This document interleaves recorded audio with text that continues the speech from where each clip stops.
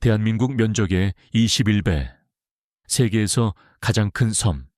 하지만 국토의 80%가 두꺼운 얼음으로 덮여 있는 땅, 그린란드. 인구는 고작 5만 6천 명. 서울 상암 월드컵 경기장을 다 채우지도 못하는 사람들이 이 거대한 땅에 흩어져 살고 있습니다. 2019년 도널드 트럼프 당시 미국 대통령은 세계 외교사에 남을 기이한 제안을 던집니다. 그린란드를 사고 싶다. 덴마크 메테 프레데릭센 총리는 즉각 터무니없다, 압수르드며 불쾌감을 드러냈고, 트럼프는 이에 삐져서 덴마크 국빈 방문까지 취소해버렸죠. 전 세계는 코미디라고 비웃었습니다. 하지만 이건 트럼프의 즉흥적인 농담이 아니었습니다. 놀랍게도 1946년 해리 트루먼 대통령 역시 덴마크에 금 1억 달러를 줄 테니 그린란드를 팔라고 제안했었기 때문입니다. 미국은 왜 70년이 넘도록 이 얼음 땅을 탐내고 있을까요? 오늘 우리는 그 차가운 얼음 밑에 숨겨진 뜨거운 욕망의 역사를 파헤쳐 봅니다. 그린란드의 역사는 인류 최초의 부동산 과장 광고로 시작됩니다.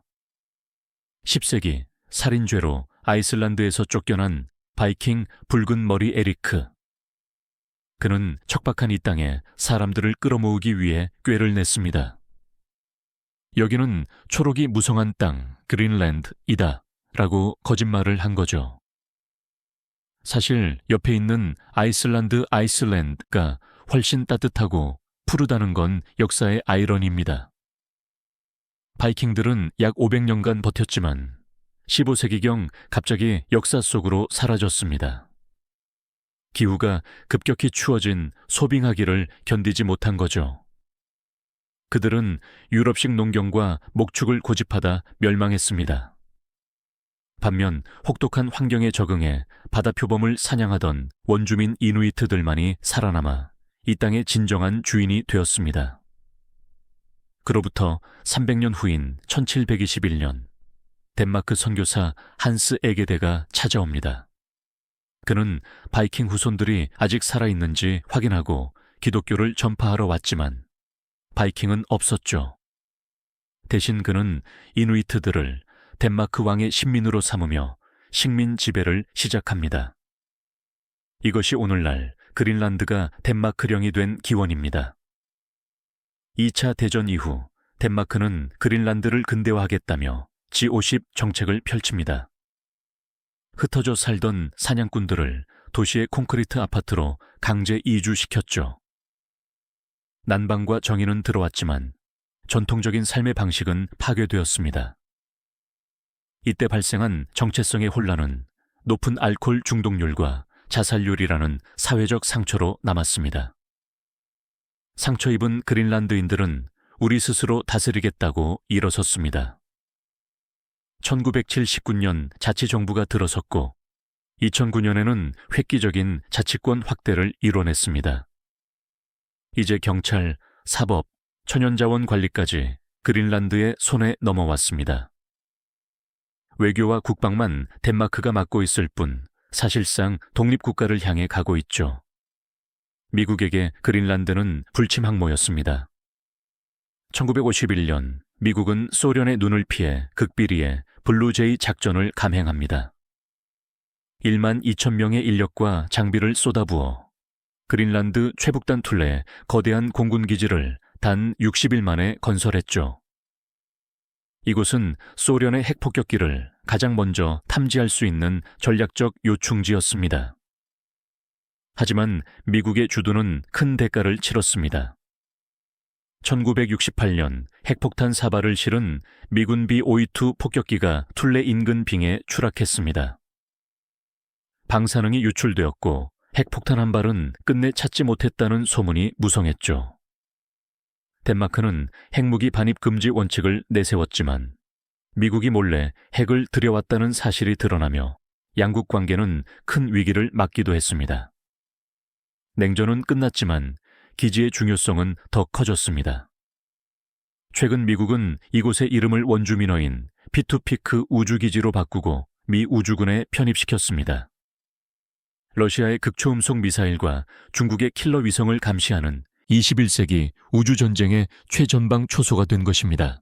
2010년대 후반, 중국은 빙상 실크로드를 선언하며 그린란드에 접근했습니다.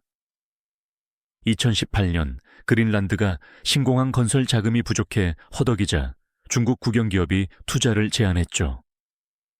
깜짝 놀란 미국 펜타곤은 덴마크 정부를 강력히 압박했습니다. 중국 자본은 절대 안 된다. 결국 덴마크가 울며 겨자 먹기로 자금을 지원하며 중국의 진입을 막아냈습니다. 그린란드는 희토류의 백화점입니다. 중국의 희토류 독점을 깰 유일한 대안이죠. 하지만 치명적인 문제가 있습니다. 희토류를 캐면 방사능 물질인 우라늄이 같이 나온다는 겁니다. 2021년 총선에서 그린란드 주민들은 돈보다는 환경을 선택했습니다. 우라늄 채굴 금지법이 통과되면서 중국이 공들였던 광산 개발 프로젝트는 올스톱되었습니다. 그린란드의 독립 열망은 뜨겁지만 계산기를 두드려보면 차갑습니다. 현재 그린란드 재정의 절반 이상이 덴마크가 매년 보내주는 약 7천억 원 규모의 보조금, 블록 그랜트에 의존합니다. 덴마크의 지원이 끊기면 공무원 월급도 병원비도 낼 수 없는 구조입니다. 이것이 정치적 독립을 외치면서도 경제적으로는 덴마크를 떠나지 못하는 딜레마입니다. 그린란드는 기후변화의 역설적인 수혜자입니다. 얼음이 녹으면 자원 채굴이 쉬워지고 북극 항로가 열리면 물류 허브가 될 수 있습니다. 관광 산업도 성장하고 있죠. 그들은 언젠가 어업 의존도를 줄이고 광물과 물류로 돈을 벌어 덴마크의 용돈 없이 당당히 홀로 서기를 꿈꾸고 있습니다. 트럼프의 매입 제안은 거절당했지만 그것은 신호탄이었습니다. 그린란드는 더 이상 세상 끝 변방이 아닙니다. 미국, 중국, 러시아가 부딪히는 21세기 가장 뜨거운 체스판입니다. 빙하는 녹고 있고 강대국들의 욕망은 끓어오르고 있습니다. 이 거대한 흐름 속에서 인구 5만의 그린란드는 과연 자신들의 운명을 스스로 결정할 수 있을까요? 얼음의 땅, 그린란드를 주목해야 하는 이유입니다. 이야기가 흥미로우셨다면 구독과 좋아요 부탁드립니다.